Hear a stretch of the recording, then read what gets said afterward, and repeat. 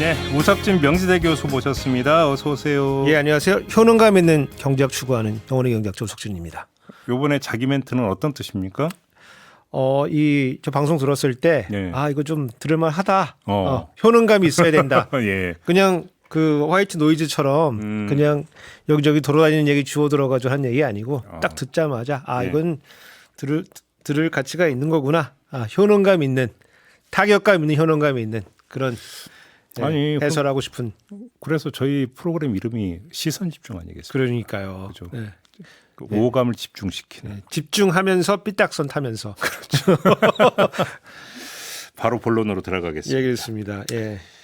그 정부가 그 정부 조직 개편안을 내놨는데 그 가운데 하나가 인구전략기획부 신설.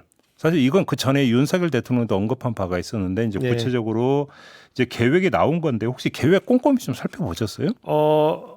그 정부 조직 개편안 그거 조금 보고 그다음에 보도 좀 보고 이렇게 봤더니 이제 그 지난 총선 때부터 이제 뭐 이어져 오던 논의가 이제 뭐 계속 이어져 가는 것 같은데 뭐 기억나실지 모르겠지만은 우리 총선 때 그 한동훈 비대위원장이 전 비대위원장이 이제 다니면서 뭐 김포 서울에 편입하겠다 그러면서 복고 싶으시죠.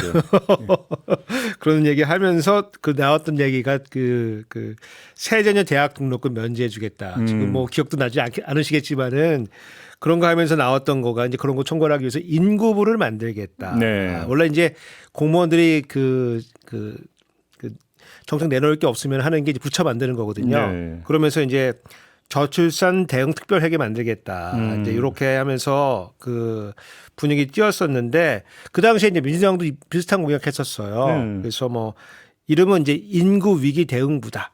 이렇게 해서 요 인구 관련된 정책을 내놨던 것이 이제 아무래도 총선 지나고 나면서 뭐 공통적인 부분은 이제 요 저출산 관련된 인구 관련된 거 아니겠느냐. 저출산만 하면은 조금 너무 좁으니까 이거를 좀 폭을 넓혀서 이제 인구 관련된 이제 부처가 지금 이제 만들어진 거다 이렇게 보면 되는데 그래서 우리 그 지난 한 20여 년 동안에 저출산 관련해서 여러 가지 정책들을 해왔는데 뭐 우리 국민들이 그 이제 보시기에 돈도 많이 들어갔는데 지금 이 정책의 효과성과 효율성이 과연 있는 거냐. 그러면 이거를 만약에 좀 떨어진다고 하면은 그러면은 요것을 조금 종합적으로 조정할 수 있는 부처가 없어 그런 거 아니냐. 그래서 그런 거를 이제 총괄할 수 있는 부처가 필요하다. 예를 들어서 지금 우리가 2013년, 14년도 이때부터 해가지고 이제 무상보육이라는 걸 저희가 지금 하고 있습니다. 네. 그래서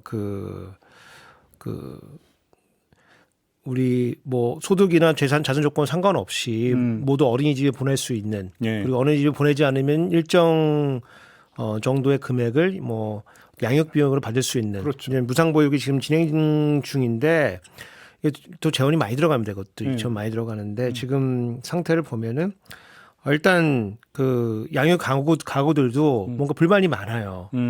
예, 우리가 원하는 서비스가 이런 게 아니다. 뭐부터 시작해가지고 턱없이 부족하다. 뭐 부족하다. 원하는 시간이 아니다. 원하는 때가 아니다. 뭐 방법이 아니다. 뭐 이렇게 불만들이 많고 시설들도 불만이 많아요. 왜요? 시설들도 이렇게 해가지고 우리가 영업하기 힘들다. 이게 뭐 그냥 하나 영업으로 보기는 좀 그렇지만은 그래도 어쨌든 이것도 일종의 비즈니스니까 뭔가 좀 영업이 돼야 되는 조금 힘들다. 이제 이런 측면도 있고 거기서 일하시는 교사분들도 되게 힘듭니다. 그래요. 박봉에다가 일하는 시간은 길고 그리고 가끔씩 이제 뭐 아동 학대한다 이런 거 나오기도 하고 뭐 CCTV 다 안다 그러고 그러면서 뭐 일부 문제인데 집단으로 매도되는 것 같기도 하고 그래서 그 어린이집 교사 같은 경우는 이직이 굉장히 빈번합니다. 그래서 그 만족스럽지가 않고 정부는 예산 들어간다고 지금 난리고 그리고 전체 보는 국민들은 이거 뭐 하는 것이냐.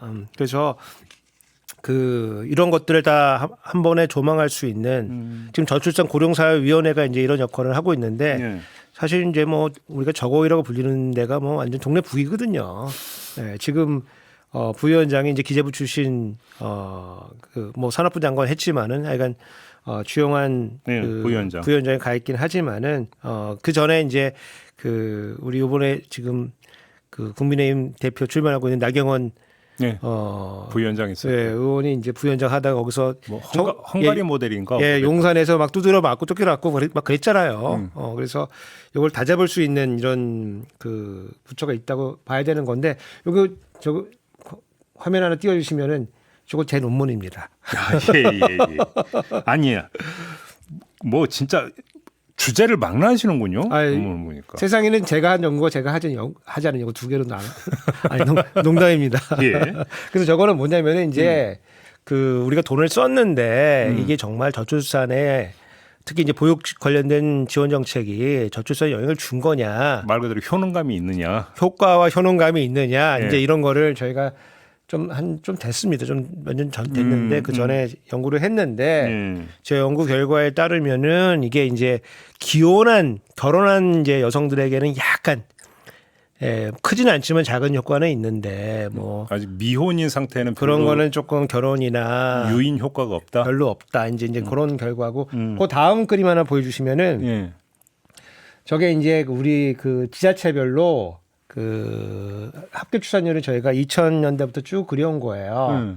그러면 맨 처음에 보시면 이게 쭉 내려오잖아요. 마치 우리 그 생긴 모양이. 근데 저 빨간 걸 제가 좀 이따 말씀드릴 세종시인데. 세종시만. 예. 저게 이제 그 마치 그 우리 그 워터 슬라이드처럼 그러니까요. 쭉 내려왔다가 올라갔다가 이제 내려가는 국면인데 확 올라가는 경우가 있네요. 예, 저쪽 처음에 쭉 내려오던 때가 저희 1990년대부터 쭉 내려오기 시작해가지고 2004년 5년도 되면은 우리나라가 저 문제를 이제 인식을 하기 시작하는 거예요. 그래서 그 저출산 고령사회위원회가 이제 1기가 이제 출범하는 저 때입니다. 근데 저 뒤로부터 약간 올라가요. 그러니까 저 때부터 이제 정책을 하기 시작해가지고 좀 효과가 약간 작지만은 있는 겁니다. 우리가 이제 너무 그냥 다 망했다 이렇게 보면은 뭐 맞을 수도 있는 얘기지만은 좀 나눠서 보면은 저게 이제 효과가 돈은 들어갔지만 효과를 좀 내고 있다가 저기 이제 회색으로 돼 있는 데가 2015년도 그때부터거든요. 그때부터 다시 내려가기 시작하는 겁니다. 근데 지금 아직 연구상으로는 저게 왜 내려가는지에 대해서 규명이 안 됐어요? 저희가 잘 이해를 못 하고 있고 아직도? 예, 저게 이제 사람들의 가치관이 변한 거 아니냐 좀. 근데 저기 빨간 선이 지금 세종시라고 했잖아요. 그렇습니다. 거의 수직 상승하는 저 특정 시점인데 왜 그런 거예요, 저거는? 저거는 이제 세종시가 저때 만들어졌습니다. 세종시가 그 이후로 저때 만들어졌습니다. 세종시가. 그래서 이제 완전히 그전엔 세종시 존재하지 않다가 행정수도 이전하면서 이제 그때 사람들이 좀 몰려왔고 그 중간에 보통 정도로 있다가 이제 젊은 사람들이 이제 옮겨오기 시작하니까 이제 출산율이 늘어나는 건데 다른 지역보다는 훨씬 높아요. 높지만 추세는 하향 추세인 건 맞고. 하향 추세는 맞지만은 저거보다 훨씬 높은 이유는 뭐냐면은 그 세종시에는 이제 공무원들하고 삶의 공공기관, 그렇죠. 공공기관. 그래서 그 일단 뭐 일과적 양립도 가능하고 그다음에 여성들이 경력 단절 위험이 많지는 않아요. 물론 압박은 있습니다. 왜냐하면 내가 삶의 안정성이 다른 거죠. 예, 이게 안정이 되면은 이 낮은 이 출산율 속에서도 상당히 좀 성과를 낼 수 있기 때문에. 그 우리가 이제 그 출산을 이제 그 제고하려고 하면은 과연 어떤 환경이 만들어져야 되는가에 대해서 외국과 비교해 볼 것도 보고는 중요하지만은 우리나라 내에서도 지금 출산율이 높은 지역이 어떤 지역인가를 보고서 그런 환경을 조성을 하기 위해서 노력을 하게 되면은 그러면 이제 출산 효과를 좀 낼 수가 있는 거 아니냐. 그래서 하여간 그 총괄하는 인구전략기획부를 만들겠다라는 거죠. 그렇죠. 그래서 그 최근에 그 한 달 전쯤에 이제 그 저고이랑 KDI랑 이제 무슨 작업을 했냐면은 그 예산을 다 뜯어봤어요. 예산을 우리가 이제 매년 뭐 한 40조 들어간다고 얘기를 하고 있는데 그걸 다 뜯어봤더니 실제로 우리가 말하는 이 저출산과 관련된 예산이 얼마냐는 건 절반 정도밖에 안 된다. 그러니까 우리가 이제 공무원들이 이제 저출산이 문제라 그러니까 온갖 예산을 다 저출산에 붙여가지고 분류를 해놨기 때문에 이게 상당히 많아 보이는데 뭐 지금 뭐 40조 들어간 절반 20조면 적은 건 아닌데 그렇다고 해서 40조를 다 넣고 있는 건 아니다. 예를 들어서 청소년 스마트폰 중독 예방 사업이라는 게 있어요. 예, 이것도 저출생 사업을 분류가 되어 있거든요. 이게 예. 상관이 있는 거예요? 아니 뭐 이거 청소년이 스마트폰 너무 많이 하니까 이거를 좀 줄일 수 있는 여러 가지 뭐 다른 캠페인도 하고 뭐 이런 거 하자라는 게 상관이 있을 수는 있지만은 좀 멀잖아요. 이런 것들이 잔뜩 들어가 있기 때문에 실제로 우리가 넣다고 생각하는 것보다는 작은 정도 예산이 들어간다는 이제 그런 연구 결과고, 저 예산의 상당 부분은 사실은 그 주거 관련된 예산이에요. 그래서 임대주택 관련된 예산들이 절반 이상 차지하고 있기 때문에 요게 이제 뭔가 좀 이렇게 분석하고 조정해야 될 것들이 생기고, 그다음에 저희는 이제 조준이라고 표현하고 싶은데, 그 사람들이 이제 원하는 거는 이 일가정 양립과 관련된 예산이 사실은 많이 필요하다고 얘기를 해요. 근데 요거는 전체 작년 예산을 보니까 2조밖에 되지가 않는다. 그래서 수요와 정책 공급이 지금 매치가 되지 않는다라고 해서 요거를 조정할 수 있는 힘 있는 부처를 만들겠다. 라고 나온 게 이제 인구전략기획부다. 그래서 부총리급이라면서요. 그러니까 이제 이게 부총리급인데 지금 그 사회부총리는 교육부 장관이 지금 그렇죠. 하고 있어요. 그래서 그 밖에서는 장관 부르지만 또 부총리님 이렇게 불러야 되는 이제 뭐 그런 건데. 경제부총리가 있고, 예, 사회부총리가 있고, 장관. 예, 사회부총리가 있고, 그래서 어디 가서 뭐 장관님 이러면 싫어할 수도 있습니다. 부총리님. 예. 여하튼. 그거를 이제 일로 넘긴다는 거예요.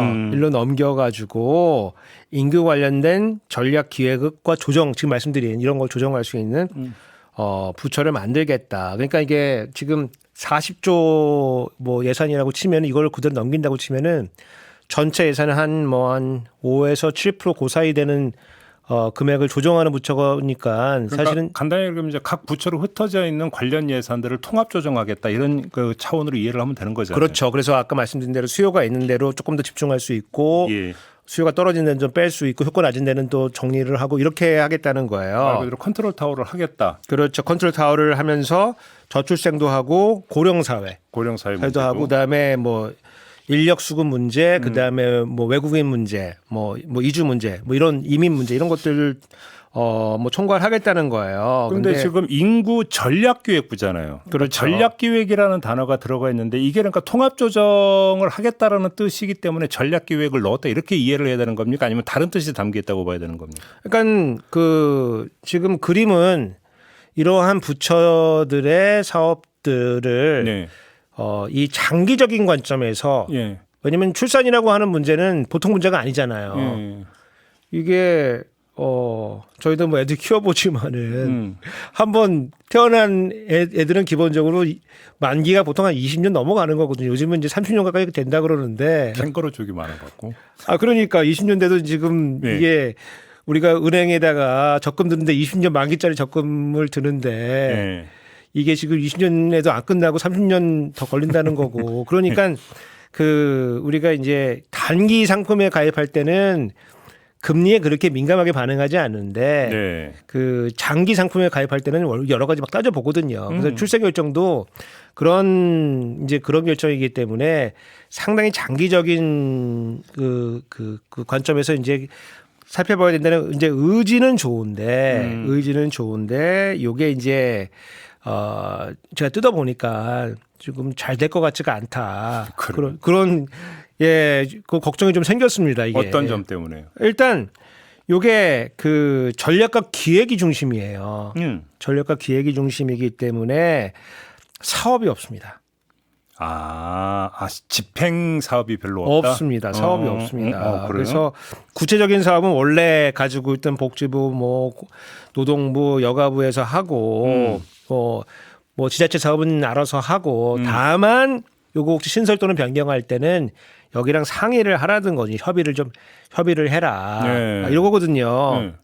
근데 이게 사업이 없으면은 이게 부처가 힘을 못 받습니다. 아니, 집행 사업이 없을 거면 굳이 저거 요거 다르게 또 이걸 만들 이유가 뭐가 있어요? 근데 뭐 나중에 좀 말씀드리겠지만 뭐 예산을 이제 그 심의하고 이런 이제 권한을 준다는 건데 저는 뭐 큰 힘 받기 어렵다. 예를 들어서 우리 대통령 다음이 총리잖아요. 예. 1인지상 뭐 만인지하 총리 만인지상 1인지. 1인지하 만인지상. 예, 예. 그렇죠. 1인지하 만인지상. 예. 예. 여하튼 반대로 해도 말 될 것 같은데. 예. 반대로 해도 말 될 것 같은데. 중앙부처 공무원들도 물어보면은 부처 중에 제일 힘없는 데가 어디냐 그러면은 총리실이래요. 1번 여가부. 예. 예. 2번 총리실입니다. 예. 총리실이 뭐 어마무시한 힘을 가졌을 것 같지만은 예, 총리실이 이제 무슨 평가하고 이럴 때 발거는 거 외에는 힘이 거의 없습니다. 옛날에 암행 감찰반 운영하고 이럴 때. 아니, 그러니까 국무조정실에서 와서 뭐 감사도 하고 뭐 평가도 하고 이러는데 예, 그냥 귀찮은 거지 무슨 힘이 있고 그러지는 않습니다. 뭐 총리가 지지했다 그러면은 뭐 그거를 거들떠야 보겠지만은 뭐 그렇게 예. 우리 지금 실제 총리도 뭐 별 아무것도 안 하시고 계시잖아요. 그럼 인구 전략 기획부도 비슷한 처지로 빠질 수 있다? 아니, 총리도 그런데 부총리가 무슨 여기 아무 사업도 없는데 무슨 힘이 있어요. 그래서 요런 이제 문제가 일단 있습니다. 기본적으로. 네. 그래서 사업이 없다. 그러면은 이제 여기 힘을 받으려고 하면은 사업을 이제 이관을 해줘야 돼요. 그러겠죠. 예. 그래서 그냥 힘없는 부처로 그냥 소리만 시끄러웠는데 진짜 힘이 없는 부처가 되든 아니면은 사업을 천천히 이관을 해주든. 네. 그럼 이관을 할 바에 지금 빨리 하는 김에 이관해주는 게 낫거든요. 네. 그래서 아예 하려고 하면은 관련 사업들을 다 이쪽으로 몰아가지고 협력이 필요한 부분만 부처에 남겨놓고 나머지는 이쪽으로 몰아가지고 아예 몰아주는 게 낫다. 그렇죠, 이제 이렇게 보고 지금 안으로 돼 있으면은 저는 뭐 그냥 그냥 공무원들 일자리만 생기고 그냥 끝난다. 이제 이렇게 지금 보여져요. 그러면은 이게 사업이 없는데 이 부처가 힘을 받으려고 하면은 예산을 결정하거나 그렇죠. 아니면 조직을 결정해 주거나. 그렇죠. 그래서 지금 이제 예산은 기재부 예산실. 예. 예산실. 뭐 끝발이 뭐 어마무시하죠. 누구나 가서 거기서 이제 다 예산실장 만나려고 다 줄 서는 거죠. 그렇죠. 국회의원도 지금 뭐 큰 소리 치고 있지만은 이제 예산실장 만나려고 줄 섭니다. 여하튼 아니면 조직은 이제 행안부 조직국인데, 그렇죠. 그래서 그 두 군데가 이제 힘을 갖는 이유가 예산과 조직을 갖고 있기 때문에 이제 그런 거고, 그러면 여기도 힘을 받으려고 하면은 예산을 편성할 수 있게 해주거나, 그렇죠. 편성할 수 있게 해주거나, 아니면은 관련 조직을 신설이나 뭐 없앨 수 있게 요런 힘을 주면은 요게 이제 힘을 받습니다. 힘을 받아가지고 사업은 없지만은 요게 상위 부처로서 이제 역할을 이제 할 수가 있는데 그러면 기재부하고 행안부는 그러면은 뭐 허수아비냐. 그러니까 바로 그 지점에서 그러니까 예를 들어서 인구 전략 기획부 그러니까 기획에 방점을 찍은 이유를 그렇게 이해를 할 수는 있는데 기재부도 기획재정부잖아요. 기획재정부죠. 그러면 기재부의 기획과 인구전략기획부의 기획은 뭐가 다른 거예요? 영역이 어떻게 나눠지는 겁니까? 원래 이제 기획하고 전략하고 같이 가는 거거든요. 네, 당연하죠. 기획만 하는데 전략 없이 기획하면은 뭐가 뭐야, 개념이 뭐야, 이럴 거 아니에요. 그래서 기획 전략 이제 같이 가는데 기획재정부라고 하는 게 원래 이제 경제기획원하고 옛날에 그렇죠. EPB라고 부르는 경제기획원하고 재무부하고 그렇죠. Ministry of Finance라고 불리는 요 두 개가 이제 합쳐져 가지고 만들어진 거예요. 근데 초기에 만들 때는 경제기획원은 중장기 계획을 짜고 그 계획을 짜려고 하면은 그냥 있으면 안 되니까 여기다 예산을 붙여놨고 그래서 예산하고 이제 중장기 계획 같이 가는 거고 그다음에 거시 금융 요런 세제는 이제 재무부에서 관리를 했던 거를 이제 하나로 이제 뭉쳐놨어요. 그래서 지금 이제 기획재정부 영문 이름은 좀 바꿨는데 처음에 만들 때 이게 Ministry of Strategy and Finance입니다. 발음 괜찮았습니까? 저보다 훨씬 나았어요. Strategy and Finance인데 어느 순간에 Strategy 뺐어요. 뺐어요? 뺐습니다. 그래서 원래 MOSF 했는데 지금 Strategy가 빠지고 이코노미로 들어가 있습니다. 그래서 MOEF. 근데 이름에서 뺐어요.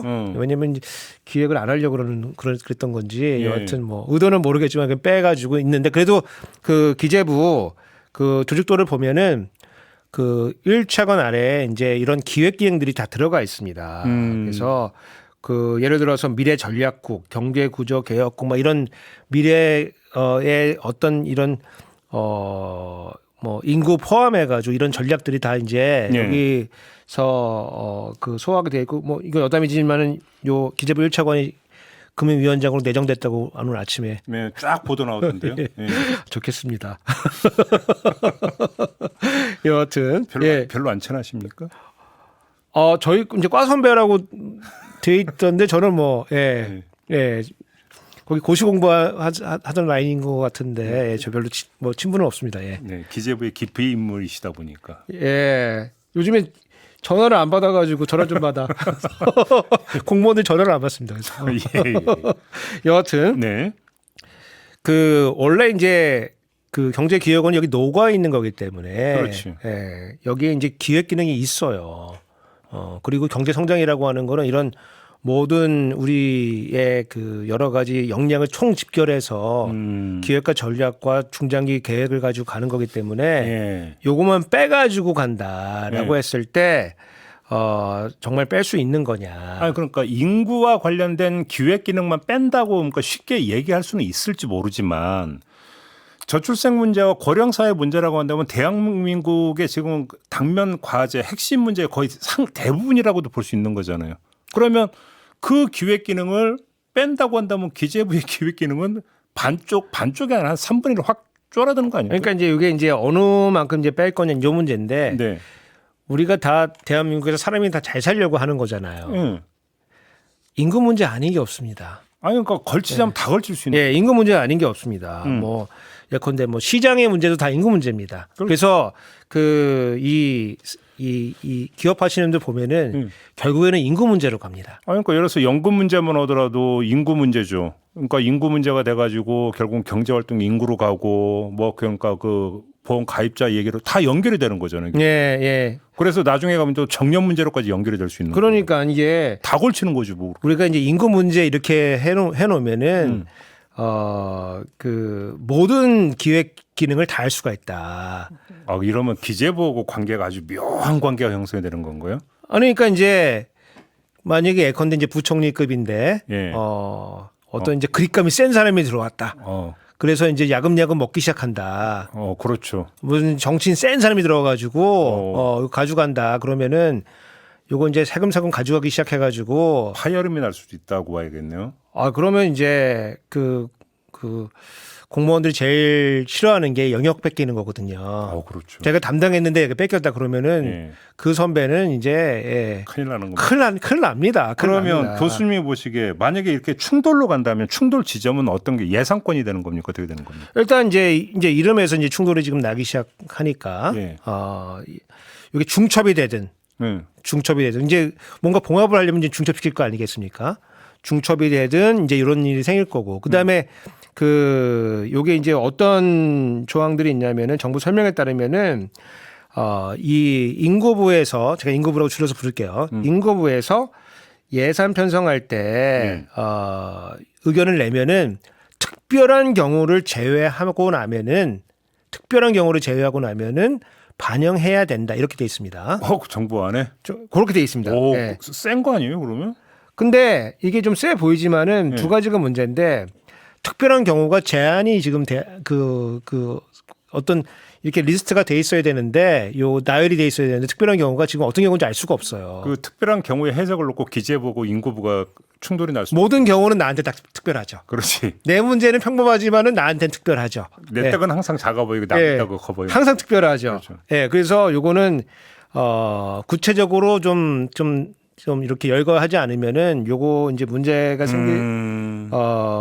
생길 수가 있고 기재부가 이제 요거 타고 우리 예전에 보면은 이제 그 뭐 검수완박이나 이럴 때 보면은 등을 타고 들어오지 않습니까? 등 한 글자가. 등 타고 들어와서 이제 완전히 난장판이 되는데 옛날에 사학법도 그랬고. 요거 이제 그 특별한 경우 타고 들어와서 그 아마 이제 전투가 이제 벌어질 수가 있고 그다음에 요게 만약에 반영하지 않았을 때 무슨 처벌이 있느냐? 무슨 제재 조항이 있느냐?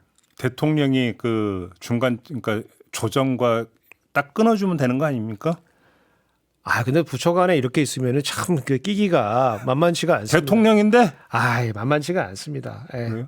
만만치가 않습니다. 이 예. 부처 큰 부처들이 이제 이게 그 이권 다툼 벌어지면은 중간에서 진짜 난리가 납니다. 그럼 예. 결국은 지금 이제 하나의 가설이잖아요. 예를 들어서 이제 올해는 내년 예산도 이제 문제가 될 건데 우리 그 조세 지출이라고 하는 세금 깎아지는 법정 한도가 국가재정법에 정해져 있어요. 예. 올해 14%인데 올해 감면 한도가 16%를 넘어섰습니다. 법정 한도가 14%인데 넘어서면 안 되는 거잖아요. 넘어서면 안 되죠. 근데 뭐 제재 조항이 없어. 미안해. 야, 미안하다. 야, 하다 보니 이렇게 됐다. 훈시 규정이구만요. 아니 그러니까 이게 무슨 제재하거나 예를 들어서 만약에 이거 어기면은 경제부총리 해임이다. 뭐 이런 게 써 있는 거 아니지 않습니까? 그렇죠. 예. 그러니까 이거는 그 분쟁의 이제 씨앗이 여기 이제 남겨져 있다. 그리고 저는 이제 요거는 이제 약간 부수적이지만은 이제 부처를 운영할 때 자체 재원이 좀 있어야 돼요. 네, 그렇죠. 자체 재원. 예, 자체 재원이라고 하는 거는 예컨대 특별 회계 같은 걸 하나 만들어 가지고 여기다 붙여 놓으면은 이 부처에다 붙여 놓고 거기다 목적세를 하나 여기다 붙여 놓으면은 뭐 관리야 기재부에서 하겠지만은 그래도 우리가 쓸 수 있는 이런 이제 사업들이 좀 생기는 거예요. 그래서 부처들이 뭘 지향하냐면은 그 기금을 기금.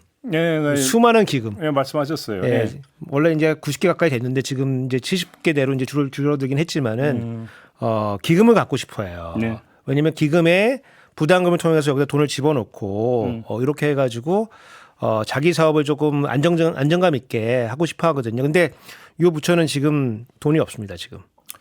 알겠습니다. 지금 이제 그 교수님이 하나 이제 가설적 상황을 설정을 하셨는데, 근데 이게 이제 현실화될지 말지는 인구전략기획부 장관으로 누가 오느냐, 그러니까 말 그대로 실세가 오느냐 아니냐에 따라서 얘기가 좀 많이 달라질 수도 있겠네요. 그러면. 아니, 그러니까 많이 달라지겠죠. 왜냐면은 이제 지금 이제 정부 아니고. 네. 그다음에 이제 야당과 지금 이건 법을 개편, 정부조직법을 바꿔야 되니까 개편해야 되기 때문에 지금 이 모양 그대로 가기는 조금 좀 어려울 것 같다. 그러면 국회에서 이제 법률 검토할 때 기재부하고 인구전략기획부 간의 충돌을 그러니까 방지할 수 있는 이 좀 조정이 필요하다 이런 말씀이신가요? 근데 제가 이제 예측하는 바는 이제 야당의 안은 아직 안 나왔어요. 안 나왔는데. 지금 야당에서 이제 기재부 힘을 좀 빼고 싶어 하거든요. 그리고 그 이름이 어떻게 조국혁신당. 도 총선 기간 내에 뭔가 기재부 힘을 빼겠다는 안을 내놨어요. 그러면 이게 하나의 일종의 그 디딤돌이 되지 않냐. 그래서 기재부의 여러 가지 기능들을 좀 분리해서 빼내서 기재부가 전문성이 없는 것들을 조금 더 빼내게 된다면은 그러면은 이제 근데 또 한편으로는 지금 여당의 원내대표가 기재부 장관 출신 아닙니까?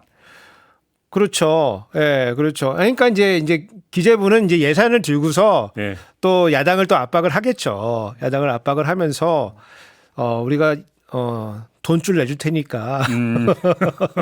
아니, 그러니까 그렇게 되고 지금 남아 있는 문제가 뭐 인구도 있지만은 이제 여가부 문제가 조금 남아 있습니다. 여가부는 어떻게 하겠다라는 거예요, 도대체? 지금 뭐 촌철님도 다 잘 아시겠지만은 뭐 윤석열 대통령이 집권할 때 여가부 없애겠다고 지금 했는데 지금 뭐 김현숙 장관 물러난 이후로 6개월째 지금 자리가 공석이거든요. 그러면 이제 지금 여가부가 지금 유명무실해졌다. 첫 번째, 두 번째 공무원들은 신나겠다. 아무 일 안 하면서 월급 대장이 없으니까 신나겠다. 이제 하여간 요거를 지금 없애고 싶을 거예요. 근데 이제 민주당은 여가부 폐지 반대거든요. 네, 그렇죠. 그러니까 요거 두 개를 동시에 들고 나오면은 인구보다 안 될 수가 있다고 본 것 같아요. 그래서 여가부 얘기는 지금 빼놓고 있는 거거든요. 그래서 저는 이제 제가 여기 뭐 방송에도 나와서 한번 말씀드린 바 있는데 여야 협치에 어떤 어떤 이 고리로서 요 인구부를 좀 명망에 있는 분으로 아. 야당의 추천도 좀 받아서 그렇게 해서 조금 권력을 좀 분점하는 이런 수단으로 좀 삼으면 좋겠는데 뭐 그런 일은 벌어지지가 않겠죠. 예. 그럴 것 같습니다. 예. 어저께 그 경방 때 그 대통령님 말씀하신 거 보니까 원래 이제 뭐 민생 여야 협치 이런 거 얘기하시다가 갑자기 또 25만 원 주면은 뭐 얘기 10억 왜 안 주냐 막 조롱하는 거 보니까 얘기 나온 김에 조금 전에 경방 말씀하신다. 하반기 경제정책 방향이잖아요. 예. 발표를 했는데 시간이 다 돼서 짧게만 예. 특별히 눈여겨 보시는 대목이 있나요? 저는 일단 뭐 문맥이 안 맞다. 무슨 문맥? 왜냐하면 우리가 1사분 우리 상반기 경제 그 상황이 나온 거기 때문에 상반기 상황을 잘 짚고 그거에 이제 대응하는 전략들이 나와야 되는 건데 당연히 그래야겠죠. 예, 뭐 그렇게가 좀 잘 안 된 것 같아요. 그래서 좀 아쉬운 부분이 있고 그 다음에 이제 상반기 제일 중요한 것 중에 하나가 지금 세수가 좀 적다는 거고 그 다음에 그거보다 더 큰 것이 이제 총선에 졌다는 거거든요. 예. 거기서 파생되는 민주당이 싫다. 이게 있기 때문에 예. 돈이 없어서 정책들이 나온 게 다 자잘해요. 자잘하다. 예, 자잘해요. 굵직한 게 없다. 예, 자잘하고 그 다음에 민주당이 이제 저쪽에 그 지금 확장적 재정 정책으로 지금 버티고 있잖아요. 그러니까 글로 갈 수는 없다. 글로 갈 수 없다 보니까 지금 그래서 민생지원금도 뭐 그렇게 얘기해요. 그래서 아니 그러니까 비판할 수도 있는데 예. 그렇게 조롱할 필요는 없는 거잖아요. 협치한다 그러면은. 그래서 그게 그렇고 그다음에 제가 받은 가장 큰 테마는 내가 하면 민생이고 네가 하면 인플레다.